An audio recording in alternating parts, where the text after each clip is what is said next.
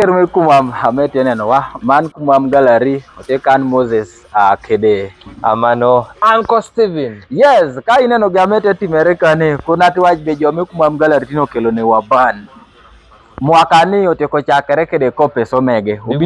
Ebino kede jami na nyiem amo bino nyuto ne one by one jami ni metino kelo ne i gallery mwaka ni kuri missing aso wincha kan so mama kichingani olonge be mixa arabo amano gi akonyo ropo dwan ka sing sodotie mano interviews mama timo interviews otimo totwal otimo na lugi ni interviews jo were jo amemito businesses jo mipone sapapat kede so udo bedo yoyot sana okubera kuber kede mano bedo so powerful mano ilev mujumu timo jami na becho sana totwal ineno chain iko udo gime otemako ni hey ulonge be Panasonic microphone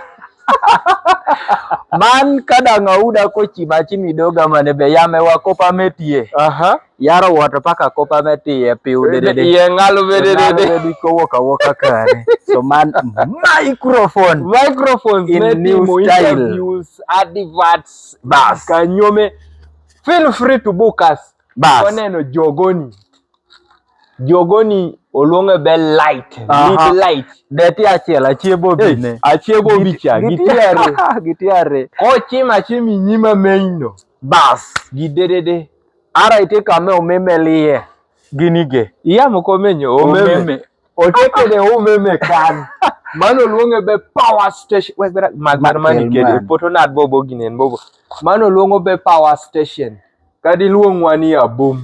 bina achogo gwen abumba achogo gwen aratigo oro bina direct bina kuno direct antoro konyo wa memino wa power kaitie so ketie puchit mora tie nyogi ni godede feel free iko udo jobedo kok botiyo kede microphone achiel nyoine microphones ige wegbero mar gamara 1 2 3 4 5 and 6 atiego botiyo liado kwanyase iko udo mano Osman Stani ne kotieko ganga rendio koketa kadi nite performing di yamo molongo ba pipiru tie buko Stan no menyo ino Stani mano keto ye kamera oketo ye paka na esimu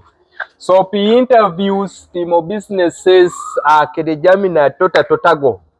promoting a talk kede jamina me ngeuno me omaro timo oteko bino di otie well equipped omedo equipments so feel free me contacting wa for business diko neno be tuno kumam gallery mwaka ni podotie bino di otieko bini style